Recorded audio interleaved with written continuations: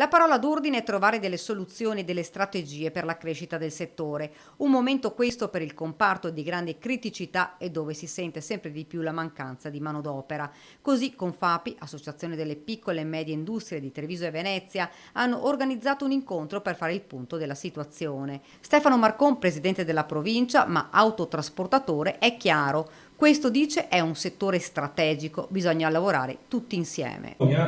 Laddove sia possibile, cercare di portare avanti le istanze del settore del trasporto a tutti i livelli e farlo in modo coeso, cercare di far squadra, come è stato detto, no? Squadra non è solo farlo tra aziende del trasporto, squadra è farlo anche ai vari livelli come mondo sindacale.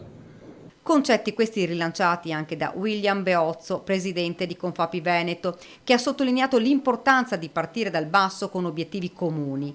La pensa così anche Simone Vaineri. Le associazioni secondo me bisogna fare rete e parliamo la stessa lingua, se abbiamo le stesse idee e le proponiamo sugli stessi tavoli in maniera più energica e penso che magari qualcosa otteniamo anche perché... L'obiettivo dunque è stato quello di cercare di fornire alle molteplici criticità che stanno investendo il settore dei trasporti soluzioni e alternative che supportino la competitività e la crescita dell'intero comparto, fra i temi la cronica mancanza della manodopera. Abbiamo bisogno di autisti, le nostre aziende ne hanno assolutamente necessità, ma mancano. Contemporaneamente dobbiamo motivare i giovani che ad oggi non vogliono assolutamente entrare in questo settore, facendogli vedere che invece ci sono aziende come questa e come le vostre che sono lungimiranti, che guardano al futuro e che vogliono. Questo è un primo passo, hanno detto, ora bisogna attivare strategie e iniziative.